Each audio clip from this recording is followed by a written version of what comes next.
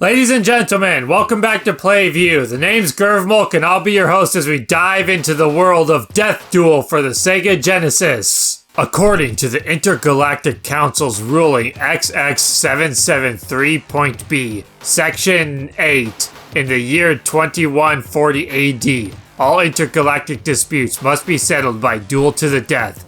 All duels represent the final and binding decision between the galaxy's superpowers.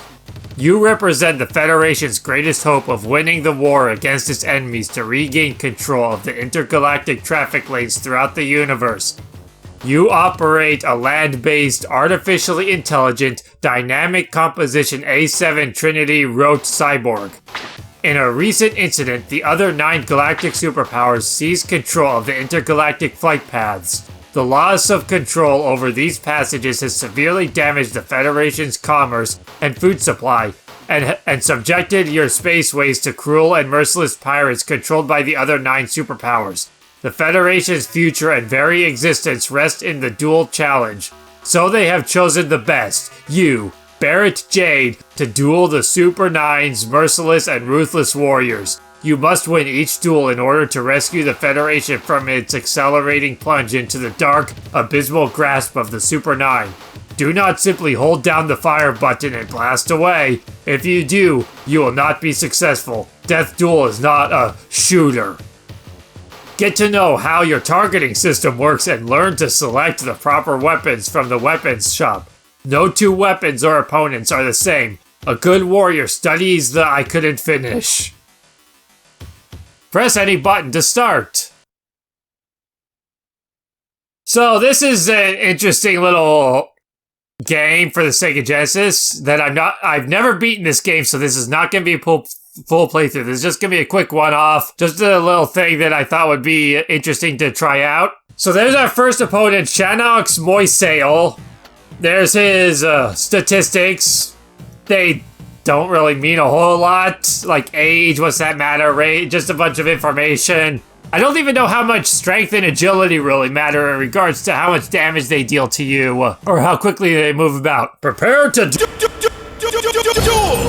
So as the game said, this isn't just a standard shooter, it is a first-person game. It's just a one-on-one duel, and you have to kill the opponent. Each opponent has various attacks, various weaknesses, and various ways to kill them. You have 3 weapons equipped that are fired with the A, B, and C buttons respectively. This is gonna be awkward to do while trying to talk. It's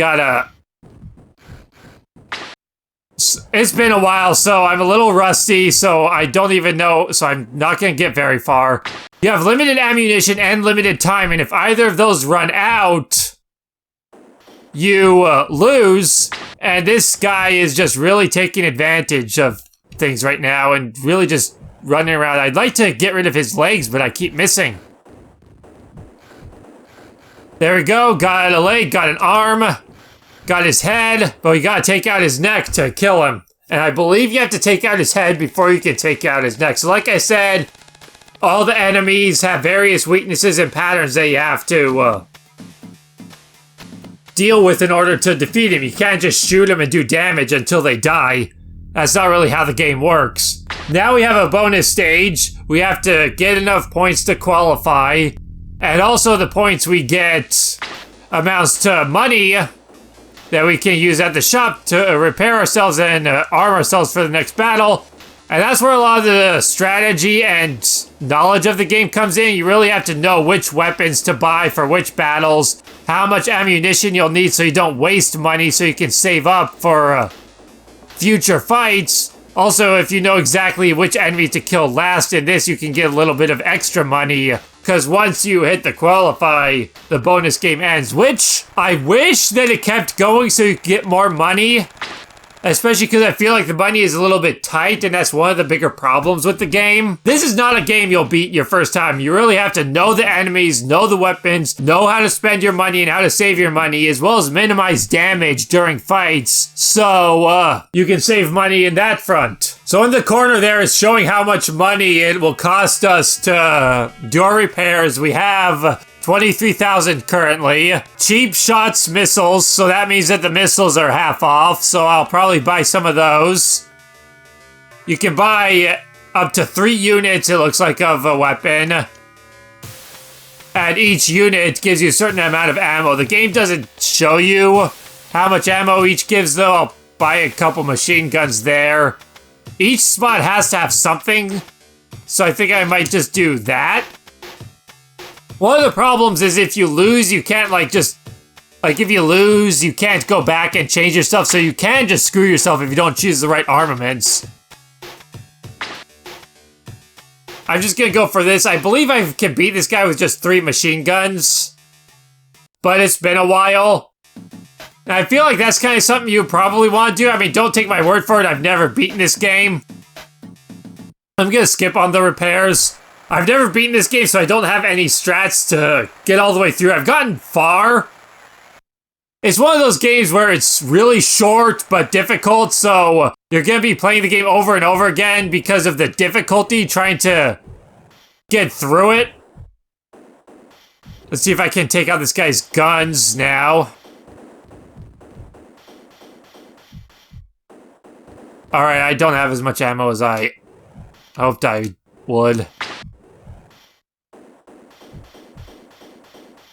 I think I screwed this up.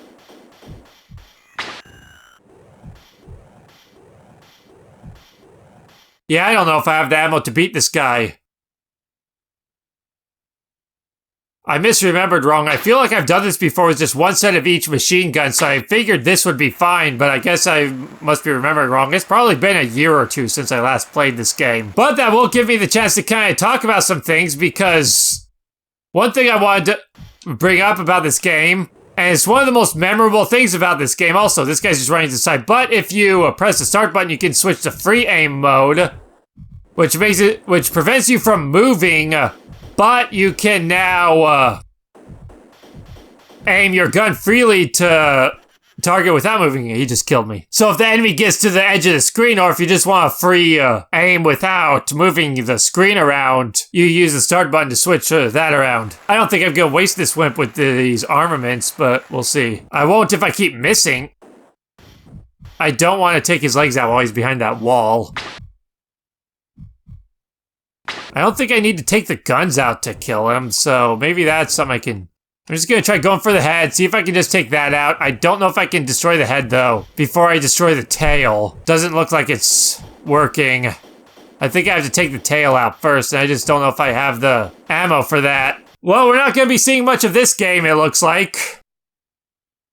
But oh well. So the very first time I played this game, and I remember this more than anything about actually playing the game, is the first time I played it was a rental at the video store way back in the day.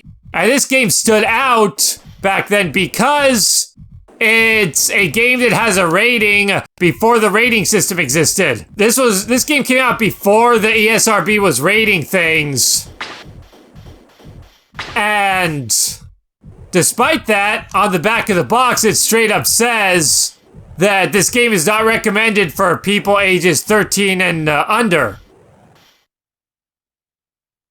So, I remember seeing that at the video store and walking up to my dad and asking him if I could rent it, and he said yes. And that little bit of information about this game alone is nostalgic for me. It's nothing special. This is pretty much the whole game aside from the different enemies you fight. There's nothing more to it, just you have to select your weapons, make the right decisions about them, and then just hope for the best. And if you don't know what you need to do for each guy, there we go, then it can be a problem. I just wasn't really trying to hit the proper target with that tail, and I was wasting too much ammo on the legs. As you can see with stuff like that, exposing a guy's brain That first dragon, we're blowing his arms and legs off, and there's blood. And even the giant woman who comes out to announce the fight, you can see her nipples through her shirt. So it's just interesting that not only did this game come out before the ESRB, it had a rating, and I think that's funny because I can't think of any other game I ever saw that had a rating prior to the ESRB forcing it on everything, or the other rating system that existed back then, because back then I believe there were 2 rating systems, and the ESRB was just the one that lasted.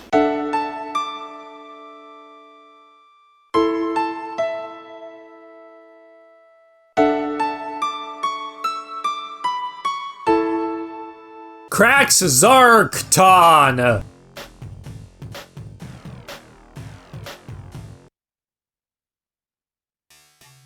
Let's choose our weapons. Cheap skimmers. I'll buy a couple of those. I keep misclicking that. Some of these weapons, I don't really even know what they do.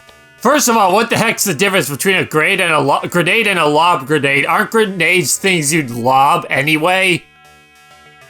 The lob grenade, though, I don't know what it does. It turns you get like no ammo for it, so I assume it's good, and it, I think, turns the enemy red.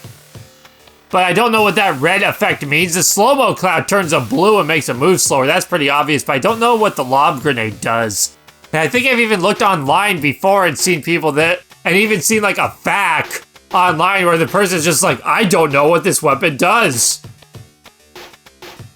A lob mine? That's not how you use mines. The homing rocket also isn't a homing rocket. It's just a standard missile, but it does extraordinary damage. It just completely obliterates the enemy if you hit with it. So it's expensive, but really powerful. Get them by 3 machine guns. I don't even remember what the energy ring is, so let's buy that. I don't think I'll be beating this guy anyway. So, let's repair everything. No repairs needed. All right. Next fight. Basically, repairing yourself makes it so you take less damage. I think that's all it really does. Just like when you're damaged, your defense isn't as high. If he bleeds, you can kill him. I don't think this guy bleeds. Actually, I don't think I want to take out his legs, because then he just becomes harder to hit. I think I want to get his arms so he can't shoot me. And then I want to go for his head. Another memory I have of this game as a kid is I recall as a kid I would, oh, that's useful. I recall as a kid I would play this, I would kind of play this game like with friends outside, like we would play a lot of like imaginary games as we were kids. We would go outside, play like Teenage Mutant Ninja Turtles or Power Rangers or whatever. Just using our imagination. One person would be the bad guys and the other people playing would be the good guys. And this is a video game that I remember doing that with back then. So that's another interesting memory I have with this. At least I think we did. I could be remembering wrong. That's something I remember we did with this game back then, was just basically LARPing. You've got 1 try left. Return to the weapons shop? Sure. I think once you have like 1 try left or something, or maybe you can do that against later guys, but not the spider. I don't remember. You know, since I'm screwed anyway, let's buy a homing rocket. Cheap slow-mo cloud. I'm actually gonna buy that energy ring again. That seemed really useful. And then I'm just gonna... And from there, I think I'm just gonna stock up on some missiles to hopefully finish him off. That is a terrible use of money. I'm spending so much money on this. You really need to save your money for later fights, I feel like. Money management, I feel, is definite. Again, I've never beaten this game, so I don't have any pro stress, but I really feel like money management is important because you're gonna need more weapons and more powerful weapons later on. Let's do that. Homing missile. Instantly blew his head off. And now I'm gonna wait to do that and then just try and take his head out with these missiles that I have. Because I'm pretty sure that's what I have to do now, is take out that second head of his. And I'm pretty sure that's the only mandatory target. Nope. You're eliminated, you spineless worm, but now we get an awesome game over screen. With our machine destroyed, we're lying there and the Reaper is just standing over our body. Either we're already dead or he's gonna kill us here. Whatever. Your defeat has brought chaos to the Federation. Your cowardice and betrayal shall be known throughout the stars. Your decaying corpse will be an object for ridicule and scorn. Disgrace will follow your family for generations. Once adorned and worshipped by all, your rotting flesh will serve as a reminder of the price of failure. Oh, the horrible pain of defeat. Game over.